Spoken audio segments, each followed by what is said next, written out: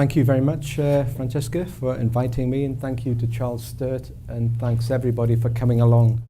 I am a higher education researcher, but I was also saying over morning tea that I'm also a marine biologist, and so I have sort of two lives. Being a marine ecologist, I still teach second and third year students, and I do all the things that many of you in this room do today. So I'm not just in that sort of higher education space.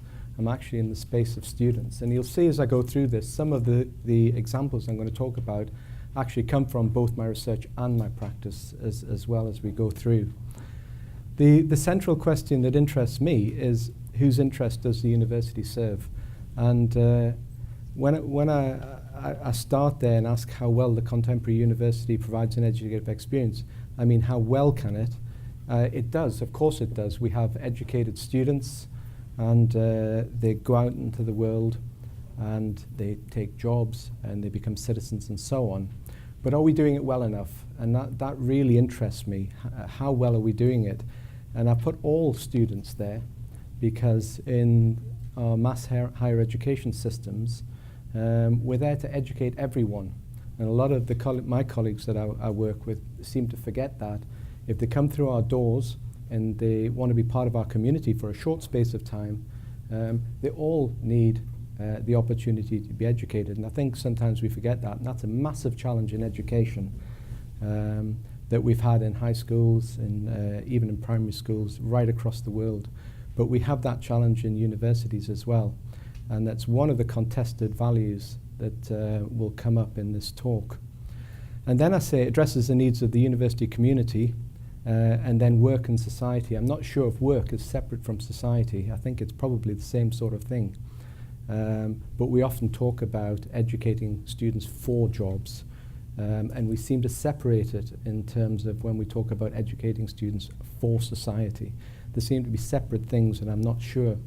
And the reason I've got the university community there is if you think about the universities around the world, you've probably got about 50 million people inhabiting these spaces permanently. This is the privilege of working here. This is our lives. There isn't a real world out there.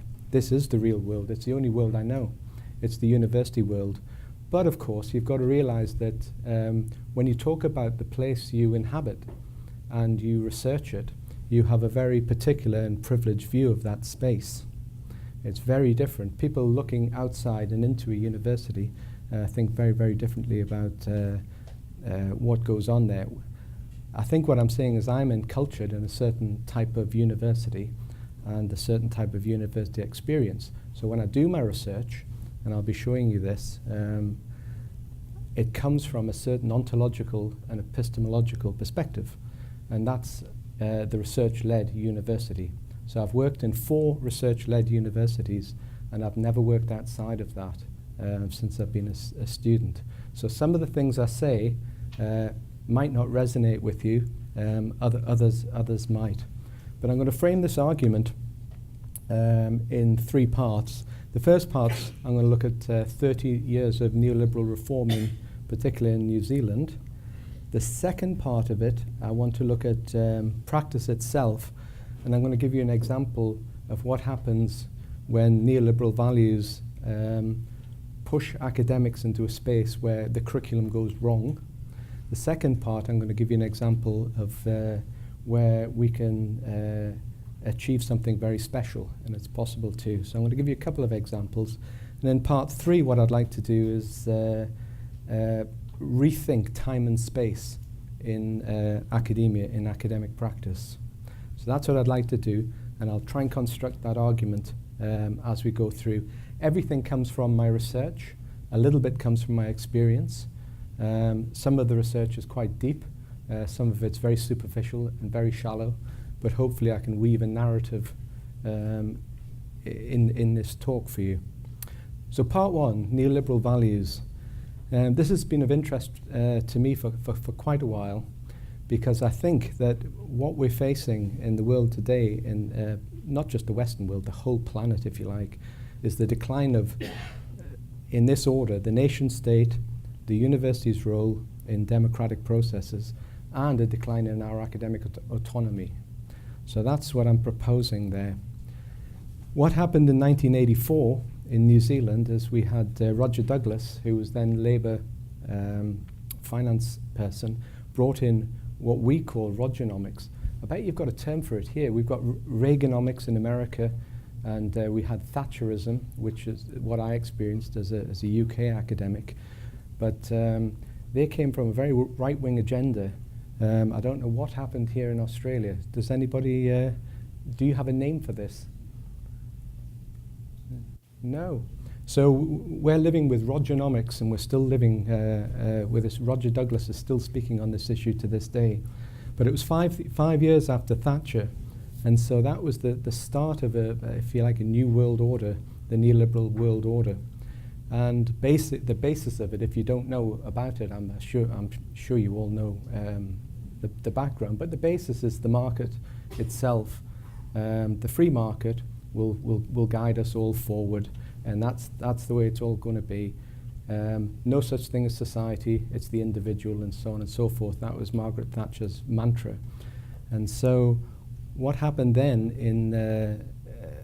with neoliberalism is they found they couldn't get a handle on the universities. They couldn't make the universities into private institutions, and that was their ambition originally.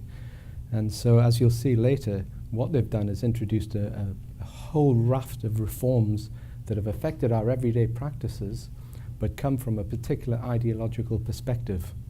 I'm going to skip over the 1989 Education Act till the end, but then tell you what happened in 1992 in New Zealand. We got student loans. I was privileged. I had scholarships to go through university. Nowadays, students are coming out with $30,000, $40,000, $50,000, $60,000 in loan repayments. It's very, very different. But what they wanted to do was have the state could no longer apparently afford to pay for higher education. The state could no longer apparently afford to pay for hospitals and so on and so forth. So there was a new world order that came in, and I'm not sure whether it's actually a political world order either, because we've had during this time, 1984 to 2014, 4 governments that have been Labour. The rest have been national, so you've got right-wing and left-wing governments, and the reforms have just kept going. I think they accelerate a little bit every time we have a national government, slow down a little bit with the Labour government. So these are apolitical, and what we're doing, I think, is handing over control of not only the nation state, but the universities to business. That's what I think is happening.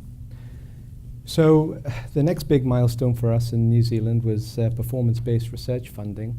They actually took all the money out of the universities that they'd given us for research, and then measured the quality of every individual researcher, and then gave us the money back in terms of the quality of that research. And so what actually happened is we've now got research superstars, we've got different tiers of researchers, we've got universities that are seen as research-led, and universities that are seen as teaching, virtually teaching only. And you get a type of what I'm calling academic feudalism there that we didn't have before. But to see this as part of driving competition within the sector. 2014, right up to date, we've now got reform of university governance. They want to take off all the society representatives, the local representatives of our councils and the students of our councils, and replace them with 4 government-appointed businessmen. And that's what they're trying to push through. Just as I'm speaking now, that's going through Parliament. And they reckon that universities will be better businesses and give better value for money in that way. So the assaults have been coming for 30 years, and they've changed the nature of what of how we act. We don't always notice it at the time, but if you look back historically, you can see where some of these things come from. So our academic freedom is under threat at the moment. If I go back to the 1989 Education Act, they are desperately trying to change the Education Act, but they can't do it at the moment. And the reason they want to change the Education Act in New Zealand is because we're a unified sector, and what a university is and what you do in a university is defined in the Act. And so every time they try to make a little change, they've got to defer back to the Education Act. So there are two things in the Education Act that are quite important. One, for example, is that all staff and all students have to have the opportunity to be critic and conscious of society. The second is that all teachers have to be researchers. That's all teachers have to be researchers. And all teachers and all students have got to be critic and conscious of society. And of course it's conveniently overlooked from time to time, but I do know they're trying to get rid of those clauses in the Act. But what it meant is when they brought in performance-based research funding, the only people entered into the competition were teachers. Researchers were not entered into the competition, the teachers were. And if you were teaching and you didn't do research, you did very badly in the competition. If you were researching and teaching, you did very well in the competition.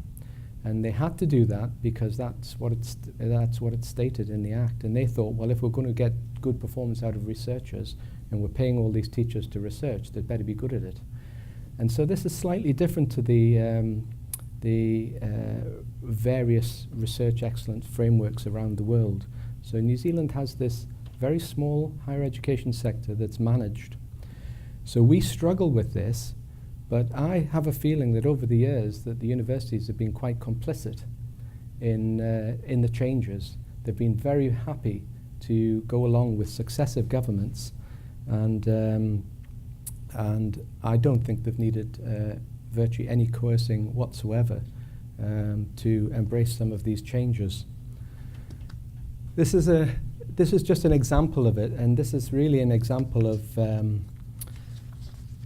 what I was talking about, being accountable and the neoliberal market driving what we do. This comes from Stephen Ball, who's a sociologist in the UK, and I just love the title of it, The Teacher's Soul and the Terrors of Performativity.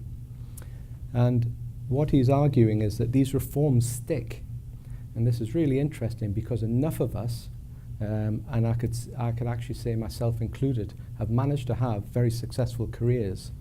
But others haven't been able to steer the same route through university in the same way I have. Noam Chomsky calls this the precariat, and as I understand that, that's those that are living in a very precarious existence. Short-term contracts, hourly paid work in universities, different tiers of careers and so on and so forth. 9-month contracts where they don't have to pay you for the summer holidays, that sort of thing. And in America, there's a huge, huge section of the academic community do not have tenure. The vast majority don't have tenure, and that's Chomsky's precariat. So the governments actually need these reforms, I'm arguing, because they still want to align the private sector and the public university with the private sector, eventually to privatize them, because there's that simple belief that it'll be more efficient if they're run as private institutions. My own university only relies on government for about 46% of its funding now. So most of it we're generating ourselves. And my university has 22,000 students, very roughly. It's quite a large university, and we're managing to run like that. If it's of interest, we have no debt, no borrowing, and we have a capital expenditure program of 800 million. So we're doing okay as a university. We're quite solvent, but we're still continually squeezed, and I think we actually lose our soul because we're continually being accountable. I don't know what it's like here in Australia, but we're filling forms in constantly for everything we do. And I had to laugh walking in here this morning. I had to sign forms for being videoed and giving away the rights to my image or whatever. And it amused me no end. I mean, what's the consequences of not signing the form or signing the form? Does it really matter? But we are constantly judged. We're constantly evaluated. We're constantly reporting in all aspects of our practice. And what I'm arguing, it's in the end there, we're having less and less time to think about what we might really want to think about in terms of how we educate students and so on. And this is what Stephen Ball calls the struggle over the teacher's soul, our private self. This is just really up-to-date stuff. Where's it all going? A few days ago, I had the draft tertiary education strategy. It came out a few days ago. So this is some quotes from the tertiary education strategy. Where we are shifting the strong links with industry, community, and the global community, focusing on New Zealand's economic outcomes. And what I thought was very interesting, that Stephen Joyce, who's our Minister for Education, is actually the Minister for Tertiary Education, Skills and Employment, but the authors of the tertiary education strategy were the Ministry of Business, Innovation and Employment and the Ministry of Education. So this is a massive shift in that direction. But I don't think it's out of step with shifts in other national systems around the world. Our performance-based research funding, this is very interesting for me as well. We had a round in 2003, 2006, 2012, and they said that will do. We're actually just not going to measure quantity of research coming out. We're really going to look at quality of research. And we're going to change the system and make it less bureaucratic. It costs us tens of millions of dollars every year to compete for a small pool of a couple of $100 million. It can seem quite ridiculous in a way when you're actually engaged in it. It takes me about 10 days of work to prepare the forms I've got to hand in, and every academic in the sector is doing that individually. There's a lot of invested in this. But what we actually had here was on the left-hand column with the status quo. This is the system we have at the moment. It's designed to increase the average quality of research. They're going to change it to increase the quality of basic and applied research organizations, and the rationale is to clarify the government's expectations of the primary purpose of the fund, and that's the wider priorities in science, research and innovation, and it's back to the economy, it's back to jobs and so on and so forth.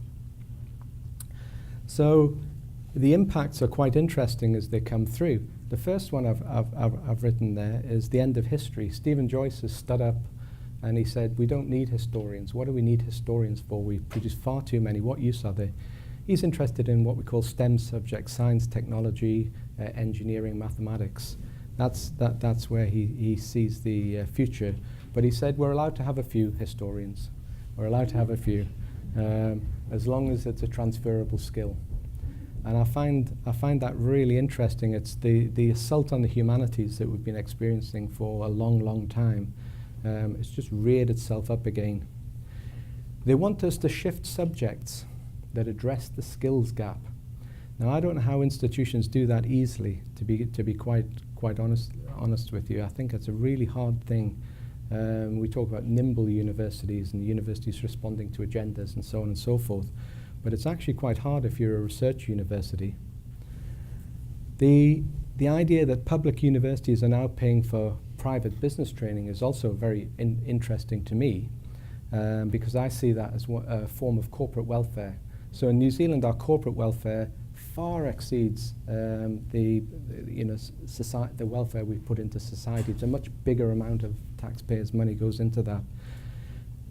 A lovely story was that I was at a conference, and they invited somebody from industry to speak at that conference, and he was from a new biotechnology company, and he said to the audience of about 200, he said, if you can provide me with 60 well-trained master's students each year in biotechnology, I'll employ them all. And the audience, they loved it. They thought it was absolutely fantastic. And my question was, why your company? Why your shareholders?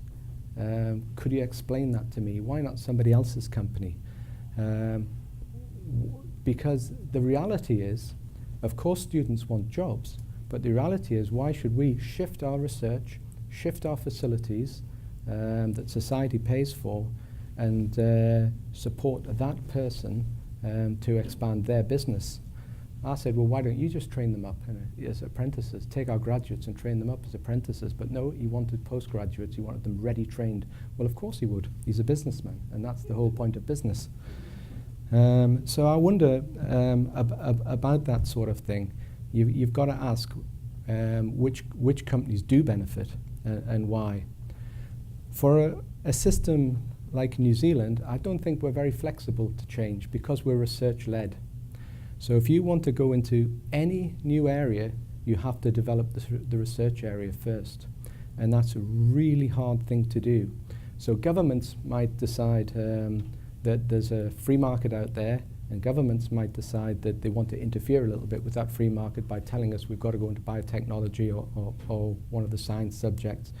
But it's very, very difficult to shift a whole department and get people interested in a new research area and so on and so forth. And so I think that this interfering by Stephen Joyce, I guess it's his job. He's a minister in our parliament, and it's his job to interfere.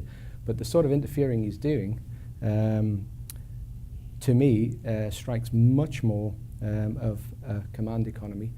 And theoretically, that's not the free market. The market's no longer free. But I doubt neoliberal reform's going to end just because I say something like that. But it would certainly be the end of research in our universities. We could not do research if we were having to respond to market demands and at the pace they're going.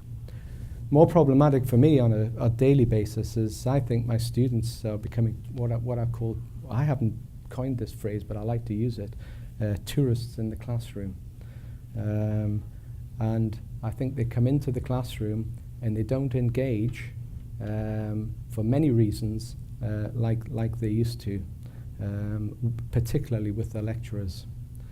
And of course, because of the neoliberal reforms, because of student loans, because of the emphasis on the subjects like science and technology, what we find in our universities is we have more of the middle classes in our universities, but perhaps the more disadvantaged students don't go.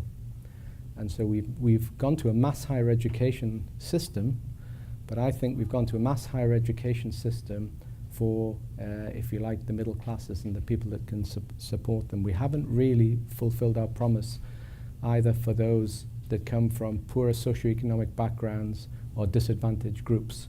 Although we are trying to bring on Pacific and Maori and so on and so forth within our system.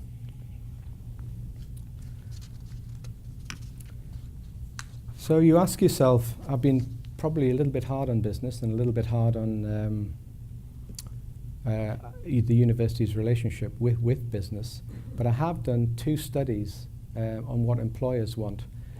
It's not my research interest, but I was invited into the studies as a research methodologist to actually conduct the interviews and the focus groups and so on. And so the first study was done in a professional subject. The second study was done in a science subject.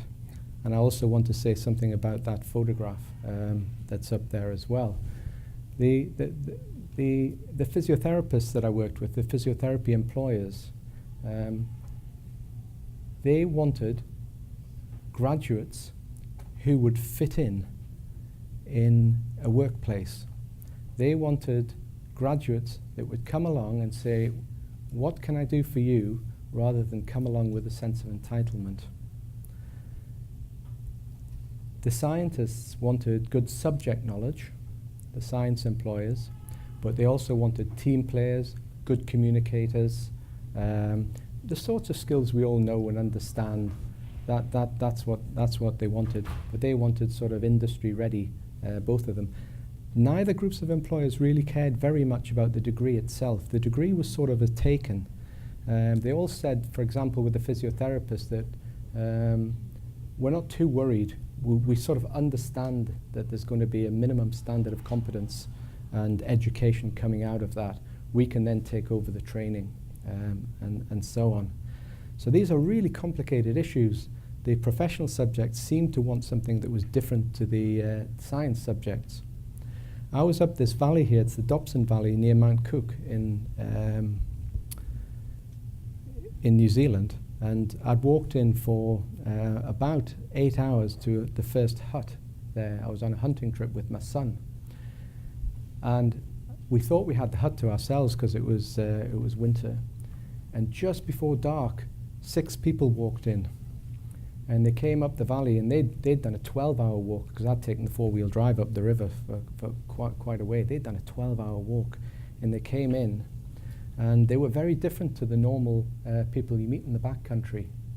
They pulled out a 5-kilogram salmon, fresh salmon that they'd just got out the sea that morning. They started a campfire going, and they had olives and pate, and I had just eaten rice, you know, with some tomato sauce on it. And I was just watching what they were pulling out of their bags, bottles of wine. You don't walk into the backcountry with all this stuff, but these guys did. And I was quite fascinated by them. And my son was attracted to the food. So he got very close to the campfire. And they were saying, what do you want to do? This was just very recently. With your life, and my son's 17. He was, well, I think I might go to university, and they were very interested. What are you going to do, and everything. And I was sitting a little way off, just listening to this conversation. It turned out these were real captains of industry. These 6 people who had come from all different parts of the world to meet, and they met once a year to go for a hike in the backcountry in New Zealand, and that's what they did. And I was listening to what they were looking for. And I was listening to the conversation they were having with my son. I was actually delighted that they would talk to a young person and treat him seriously. That was the first thing I noticed. And the second thing was they were talking about the sort of graduates they employed. One of them was talking about employing, he liked historians. And I thought that's very interesting. Stephen Joyce doesn't like them, but this guy. And I found out later his industry was high-tech electronics and GPS. And he liked to employ historians, you know. And the reason he liked to employ them is because they were really good thinkers, and they could think through problems and research and so on and so forth. He wasn't interested in employing engineers and so on as graduates. And I thought, wow, that's a really different story coming across from this group of people. So there's 3 little sort of insights into what employers, what they actually value. And I thought coming here I'd better do a little bit more work on that.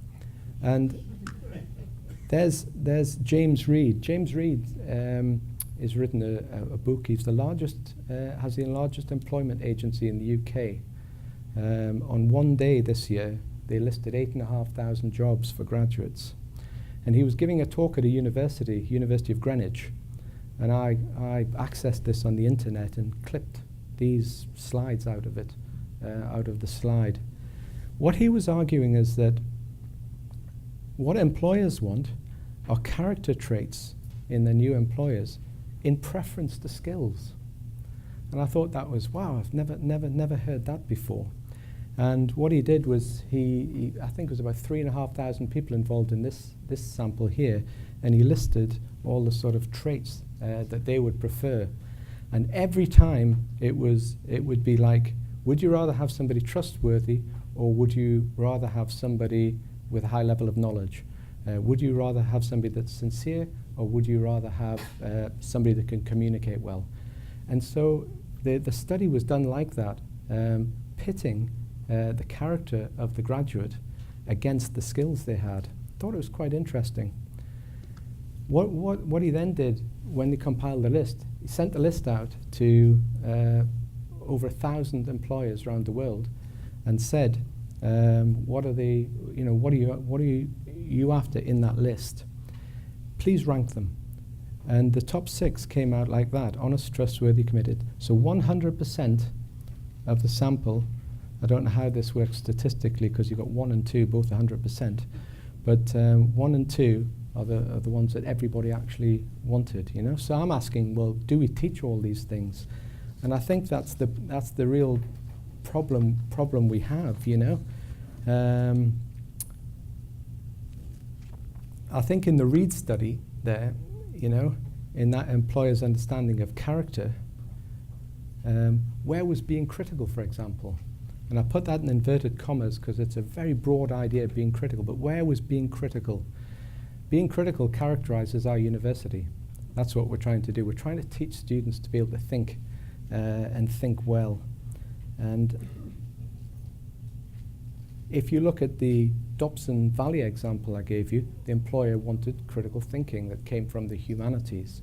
If you go to the science, they wanted people knowledgeable in that field. In physiotherapy, they wanted something else. And I was just thinking, how on earth can a university actually meet all those demands? And they're diverse demands, and there'll be changing demands. And how can we possibly do it? So I'm just wondering whether or not we still need to be producing critical people, or whether routine knowledge is enough, so they can take their place in the world and alter their jobs, alter their careers, reskill themselves continuously on and on and on, which is what Naidu and Jameson have argued. Our university, strangely enough, has the it did a $2 million advert, which was well received. It was beautiful, and it was "Take your place in the world. Come to Otago, take your place in the world." And that really annoyed me. Take your place in the world, because that to me it sounds compliant again, as if you have a place in the world and you've got to take it, and that's it. And I would have much rather had something like go out into the world, come to Otago and go out into the world and make a difference. I think it's a much better way of looking at education, but we're still stuck with take your place in the world. So I'm saying, is this our challenge? You know, challenges around autonomy, professional judgment, that's for us, for our managers of universities and so on. Does it allow us to contest a neoliberal world, but actually live in it? Because I'm a realist as well. I live in this world, and I don't want to give up my four-wheel drive. I don't want to give up my holidays and so on and so forth. These are contested values.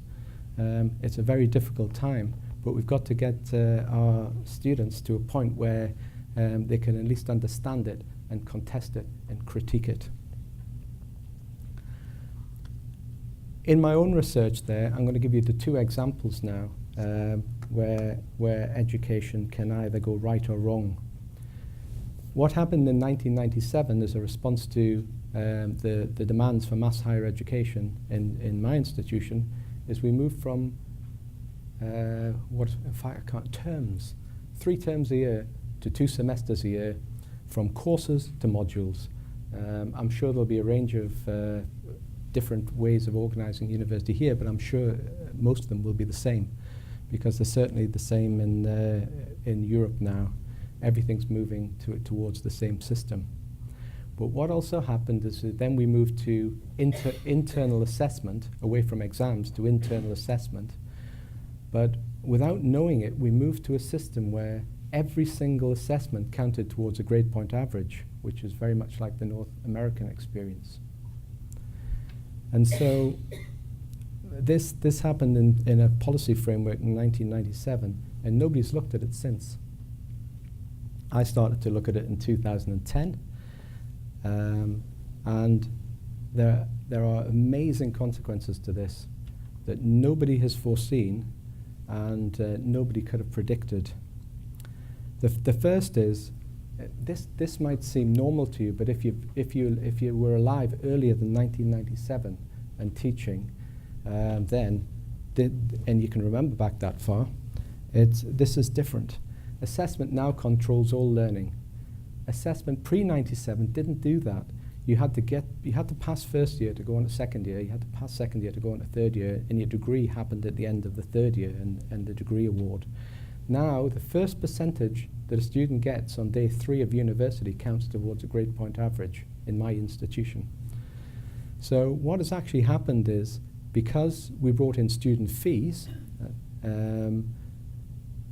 we compete for students, we compete for EFTs, between institutions and within departments as well.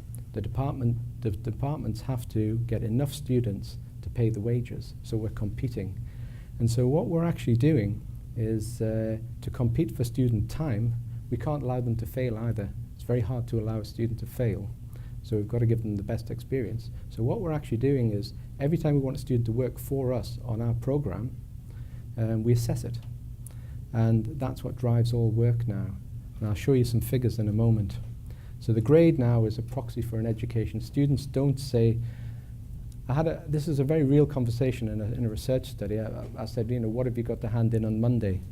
And I was expecting somebody to say an ecology essay or a zoology assignment. They said, I've got a 20 on Friday and a 15 on Monday. And that's how they talk now, the students. They talk in grades. It's become a substitute for an education. And the grade is a proxy. And you can't blame the students. That's the system they're in. They want a really good degree, and we have to somehow facilitate that really good degree for them. But we're trapped now in what I'm calling an assessment arms race. At my university, selection happens at the end of first year. It's a highly competitive first year. So we have 2,000 kids that might want to be doctors. We've got 200 places in medicine. Highly competitive. And so we run courses along that lines. We're also a liberal sciences and a liberal arts type of university where we've decided that the students need choice. So we provide lots of choice, and so they can take any modules they want within certain limits. But you never know in a class, say I've got a class of 80 students, I wouldn't have a clue what other courses they're taking. There's no way to manage that. It's too complicated to manage, so I don't know what assessments they're getting. And that's what started me on this project. I gave a student an assignment, and she looked really angry at me. And I said, what's the matter? You've got a whole week to do it. She said, yeah, but I've got a geography assignment to do as well. I've just been handed that. And I've got a geology assignment to do as well, and I've got to do that. And she said, and that means I'm going to do none of them well, or I'm going to have to skip all my lectures. And I just thought, wow, how can this happen? And that's what started me on most of my research starts like that. And that's what started me as an assessment researcher. Now, that was 2010. But the shocking thing is, for 10 years, I didn't even know that could possibly happen. I hadn't actually understood the system myself. And so we've got this runaway technology of grading.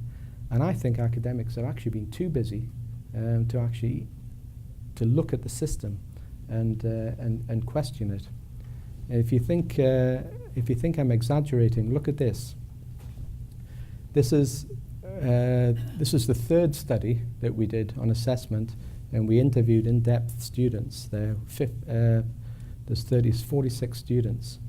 And if you look at the average number of graded assessments per week and the range there, 0.53, it means that a student is coming to university. These are second-year students, by the way, coming to university, and they're being assessed every 3 days, every 2 days, every 3 days, every week, something like that. There's never, ever a time at university when they don't have an assessment. We had no idea this was going on. In the same study, we asked them a lot of questions, so this is just a snapshot, but we just said to them, what type of assessment do you learn most from? And all of them came back really quickly. It was an easy thing for them to come back. And they all learned most from inquiries, research projects, applied projects, work-related projects, and so on and so forth. The sort of experience that Sandra was talking about earlier, that's what they remember, that's what they learn most from, or that's what they reported that they learned from. A number of students thought they were better learners with the sort of multiple choice tests and so on and so forth. The interesting thing is we're trying to get the policy changed in the university now, and the conversations I'm having across the faculties in the university, they're so difficult because people are so encultured in a way of working. They find it difficult even to comprehend what I'm arguing. But what I'm arguing is, what happens when all a student's experiences are driven by a grade? What sort of education are we then producing? What sort of educated student are we producing? And one of the academics said, That's exactly what we should be doing, because those students have to go out into a neoliberal world where they'll be measured, they'll be graded, and they'll be accountable for the rest of their lives. So we're giving them a perfect preparation. Hopefully a better example would be this: teaching ecology as research. Now, I am that ecologist working on that program, but this is 12 years of work. This sort of thing doesn't come easy, you know. This is 12 years of work. And what I'm trying to do there, with a team of ecologists across the university, across departments, is to educate all students as critical thinkers, but critical thinkers who learn in a community of like-minded scholars. The values are simply that whatever they're taught, it should offer that opportunity for them to critique, because through critique, through practice, that's how you actually learn to do a lot of these things. And the sort of mantra we're using is research from the first day in university until graduation. And that's what's really unusual about this. I had never done that before. Even working in the old elite system in the UK, we'd never done this. We still had big first-year classes, facts first, research later. You know, you start your research at honours level in your fourth year or whatever. But this is different. They come in now, and from the first day in university, they're off on a research project, and they continue that way for 3 years. And what we do is we teach them in exactly the way we learn as academics. That's it. It's as easy as that. It's hard to do, but the idea is very easy. How do we as researchers learn? How do we as academics learn? If it's good enough for us, why isn't it good enough for our students? And that's what we do. So they do everything from writing grant applications, designing research experiments, carrying out authentic research, writing up papers, running conferences like this, producing conference posters, and so on and so forth. They also get lectures alongside of that, but basically they're always doing research. So this is a project that's been going on, I've written about a few times here. What difference does it make? We've got really good evaluative data that hasn't been published, that actually seeks some understanding of critical thinking. We've got third-year students publishing in international journals. These are students at the beginning of third year, and they're publishing not with academics, but with their own names. We mentor them, but we don't put our names on the papers. We had a study done in critical thinking, and I think this is probably the most important idea to take out of this. Rob Wass was a PhD student working for me, and he was looking at critical thinking. He was wanting to trace the evolution of it in zoology students. But the ecology students also were in that cohort, and he could sort them out anonymously into two piles at any part in the transcripts, because the ecology students talked differently. They had a different language facility. And I think this is so important. At the time, I didn't really understand how important that was, but I've read some of Lisa Wheelahan's work, and she's from Griffith, I think, here in Australia, and she's talking about powerful knowledge. And I think it's the sort of knowledge that allows the student to engage in all aspects of life. It's not the type of knowledge that allows them to be a physiotherapist and manipulate a bone or something like that. This is powerful knowledge. It gives them access to ways of thinking and ways of being that we can't with most curricula. And I think that's where I'm going to take this research into the future. But I mean, other indicators is steady increase in demand. It's now the largest program in the biological sciences. We have 400 students as researchers. And what we found as academics is our research improved. It was quite remarkable. This is teaching-led research. It's not research-led teaching, this is teaching-led research. And it turns that whole notion of research-led teaching on its back. And of course, our assessment had to change. You can't do the same sort of assessment that we used to do if you have a research agenda. But opposition has been really strong to this.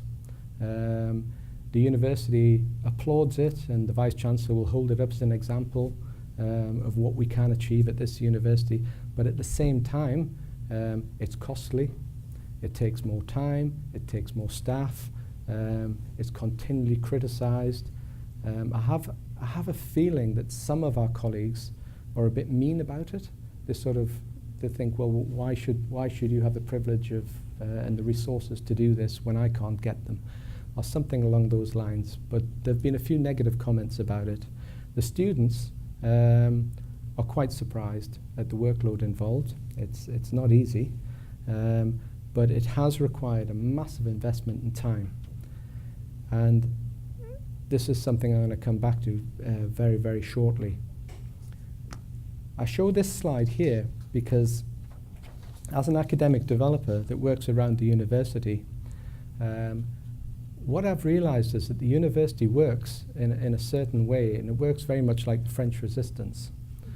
The French Resistance wasn't a French Resistance. The people in the French Resistance didn't know they were part of the French Resistance, not until later, until it was called and named that. These were people in villages and towns feeling they were doing the right thing in very trying times. And so they got together and they didn't communicate necessarily. Some of these units of French Resistance didn't know others existed till after the war ended. And I think the universities are like that. We've got what I call pockets of resistance. If I did, in fact, I couldn't do what I do with ecology in my other teaching. It's absolutely impossible. I couldn't invest that time. And I think we all do that. And I found within since the assessment projects come out, I've painted a terrible assessment picture of my university, but I'm now talking to academics who are doing brilliant things. All of a sudden they're coming out the woodwork now, and I'm getting little examples and putting cases together of brilliant assessment practices that just sit there and go under the radar. And I actually think that's what we do in universities, and that's part and parcel of how we remain authentic. We can't do it with all our practice, it's impossible, but we can do it with little bits of our practice. But those pockets of resistance and those experiences often define a student's university experiences too. So what do we do about it? What I'm suggesting is we look at this idea of slow scholarship here. We've talked about the quickening of academic life, and I think we're all facing this. We can all resonate with this. More teaching, more research, more students, more money, more everything, more grants. The demands are just continuously coming our way. I worry if any of it's any better, whether it's better quality. And when I've been an academic now for about 18 years in fact, and I work with all the new academics, and I've done this in several institutions, and you keep up with them over the years. And what academics most of all want is, and if you fill that in, they want more time. That's what they want. They want a little bit more time. And I actually don't think it's unreasonable to re-look at time and space as part of slow scholarship. Now, I was reading in a lifestyle magazine about the idea of, I'll do this first. This was Margaret Atwood here. I think Margaret Atwood's an Australian author. Is she Canadian? Is she? Oh, got that wrong. I was reading a short story, and recently, and here we have this. Walking wasn't fast enough, running wasn't fast enough, galloping, and so on. If you read down that and you get to the end, you end up with Stephen Ball again, and the teacher's soul and performativity. And she explains it in another way. Everything's going ahead so fast, but our souls don't weigh us down. I think it's marvelous that we need to think about what we do. In other words, what we value in our practices in higher education. This is what I was going to say about the slow food movement. And I come across this, and I was reading about the slow food movement, and it was a lovely article, and it was all sort of set that this is in Tuscany, and they're all sitting around having dinner, go to local markets. There's none of this rushing home and slapping a pizza in the oven for the kids who are demanding this, that, and the other. This is the slow food movement. But what I realized is that the values of the slow food movement might have some traction within higher education. So I started to, just in a Google search, put slow and other words in with it. And I found there's a slow fashion movement, slow photography, a slow sex movement, slow science, and eventually I came to slow pedagogy and slow scholarship. So there are scholars now working in these areas. The problem I have with slowness and time is that if you actually think about slow, you could think of slow students. You would think of perhaps disadvantaged students or mentally retarded students. I don't know what you would think of, but you would think of something that wasn't to do with critical thinking and creating spaces to do something of quality. And I put it into that Google type of dictionary. And if you look at if you look at speed, it's all great, it's all eagerness, expedition, fleetness. This is what we're all encouraged to do. If you look at slow, it's apathy, delay, rest. So I have a feeling it's actually the idea of slow scholarship or slow pedagogy isn't going to get much traction just because of the adjective in there. And so what I'm suggesting is that we have a look at it in some other way. And I'm not quite sure how we do this yet, but I'm calling it the education space shift there. And I just noticed this morning when I looked at this is that the little tin spaceship was made in Great Britain, and they have 2 tiers. The top tier will be the upper classes and the middle classes, and all the steerage passengers, they'll be underneath there in the spaceship going. But if we think about space, pace, shift, time, speed, change, I think we're going to have to look at it again. And what I realized that, although I often feel overwhelmed in my work, when I'm thinking about the ecology example, I have to do a lot of hard work as an activist to keep that space. And Wendy Parkins, who was here in Australia, who's now at Otago, she's arguing for slow scholarship. And she says that basically, without active resistance, you will not get it. So it's up to, possibly up to individuals. What I'm suggesting is that if we introduced it at Otago, we would end up with a new elite. If you just created those spaces and let those students into those spaces without something like perhaps simulations or something structured around it, those students are going to get lost because they've lost the will to read for an education. In the big studies we've done, students no longer read for an education in the old Oxbridge sense. So I'm not sure if it suits mass higher education. So I'm going to just leave you with 5 questions there, which might be useful for the rest of this summit. And the first one, can quality research and teaching be imposed or easily measured? That's back to the neoliberalism there. Or does it require trust in professional people? Because I think we've lost trust. People have to trust me to spend the time to provide that educative experience for my ecologists, and an educative experience that I believe really will make a difference for those students, so they can go out into the world and they can understand it and change it. Of course I want them to have a job, and of course I want them to have a good grade point average as well. But then how well do academics fight to sustain what they believe is a worthwhile educative enterprise?